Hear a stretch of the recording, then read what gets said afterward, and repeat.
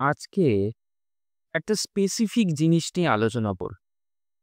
College service commission সংক্রান্ত গুরুত্বপূর্ণ কিছু কথাও তোমাদের সাথে শেয়ার করব এবং এই জিনিসটা ভীষণভাবে গুরুত্বপূর্ণ এই কারণে যাতে করে খুব আ একটা পার্টিকুলার বিষয় কিন্তু স্পেসিফিক হওয়াটা কিন্তু জরুরি। অনেকে আ শুধুমাত্র WBCSEর জন্য বা কলেজ সার্ভিস কমিশনের জন্য পড়ে রয়েছে। ঠিক কলেজ সার্ভিস কমিশনের জন্য চিন্তা করেছো, কলেজ সার্ভিস কমিশনের জন্য প্রিপারেশন নিচ্ছ ঠিক। কিন্তু এই জিনিসটা মাথায় রাখতে হবে যে তুমি যদি বেঙ্গলের কলেজ সার্ভিস কমিশনের জন্য শুধুমাত্র বসে থাকো, অন্য স্টেটে না যাও, এটা কিন্তু ভুল করছো।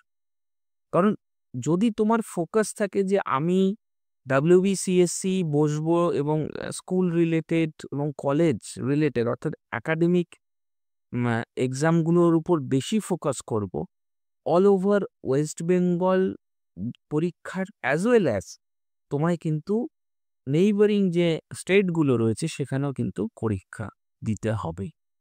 কারণ তুমি অ্যাজ এ আনএমপ্লয়েড পারসন যদি হয়ে থাকো, এটা কিন্তু ভীষণভাবে বোঝা দরকার যে আমি এখন এখন যে বর্তমান আমার সিচুয়েশনটা রয়েছে, সেই সিচুয়েশনটা থেকে আমাকে কিন্তু ওভারকাম করতে হবে। এবং এই সিচুয়েশনটা ওভারকাম করার জন্য কিন্তু ভীষণভাবে গুরুত্বপূর্ণ বা ভীষণভাবে প্রয়োজনীয় হচ্ছে অন্যান্য যে পরীক্ষার যে জায়গাগুলো। মাঝে দিয়ে আমাকে অনেকে প্রশ্ন করেছে যে, "স্যার আমি হরিয়ানা পাবলিক সার্ভিস কমিশন কেন দিতে যাব?" কেন মানেটা কি? তোমার যদি ফোকাস থাকে আমি কলেজ সার্ভিসে দেব, হ্যাঁ, হয়তো তুমি হরিয়ানা যেতে পারছো না। কিন্তু তুমি বিপিএসসিটা ফলো করতে পারো। তুমি জেপিএসসি ফলো করতে পারো, ঝাড়খণ্ড পাবলিক সার্ভিস। তো এট লিস্ট যে নেইবারিং স্টেট গুলো রয়েছে, সেই এক্সামগুলো কিন্তু ফলো আপ করাটা জরুরি ইফ ইউ আর এ মানে আনএমপ্লয়েড পারসন যদি হয়। কারণ তোমার ফোকাস আর বেসটা যাতে নষ্ট না হয়, এটা ভীষণভাবে গুরুত্বপূর্ণ কিন্তু। একবার যদি ফোকাস বেসটা নষ্ট হয়ে যায় তাহলে কিন্তু তুমি মোটিভেশন বলো আইদার যে কোনো জায়গা থেকে তুমি কিন্তু সেই জায়গাটা কিন্তু ফিরে পাবেনি। ওই জন্য এই জিনিসটাকেও কিন্তু তোমাদেরকে হিউজ পরিমাণে কিন্তু চিন্তা ভাবনা করতে হবে। ডিপ থট এটা কিন্তু ভীষণভাবে প্রযোজ্য। যে আমি যেরকম ভাবছি, হ্যাঁ, হতে পারে আমি WBCSE বা WBPSC দিতে চাই।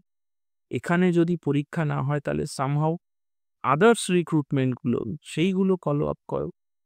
কোনো অসুবিধা হলে আমার যে ডেসক্রিপশনে তোমার নাম্বার আছে সেখানে কল করে ইন ডিটেলসে তোমার যেখানে তোমাদের কোয়ারিজ থাকবে আমি আছি, সেগুলো সর্ট আউট করব। স্টাডি ম্যাটেরিয়ালস থেকে শুরু করে যেকোনো স্টেটের এক্সামিনেশন যদি তুমি বসতে চাও, আমি তো আছি গাইডেন্স হিসেবে। তো সেই রকমভাবে নোটস পত্র প্রোভাইডিং করা থেকে শুরু করে যা কিছু, সেই জিনিসটা যদি ফলো আপ করো, অবশ্যই তুমি কিন্তু একদিন সফলতা পাবে। চেষ্টা এবং পরিশ্রম করলে কিন্তু কেউ হারে না। হ্যাঁ, হতে পারে তোমার যে ডেজায়ারটা রয়েছে, তুমি যেটা চাইছো, সেইটা হয়তো তুমি নাও পেতে পারো।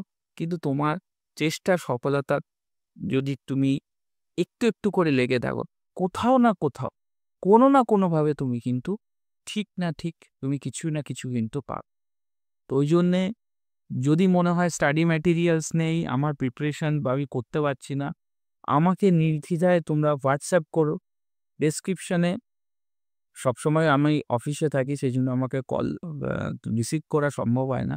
হোয়াটসঅ্যাপ করো ইন ডিটেলস, ইন্টারভিউ প্রিপারেশন, কোনো চিন্তা নেই। আমি আছি তো। সমস্ত কিছু তোমাদের কিন্তু গাইডেন্স বলো, দাদা হিসাবে বলো, স্যার হিসাবে বলো, আমি অবশ্যই তোমাদের পাশে আছি, থাকবো। তো খুব মন দিয়ে প্রিপারেশন নাও, পড়াশোনা করো।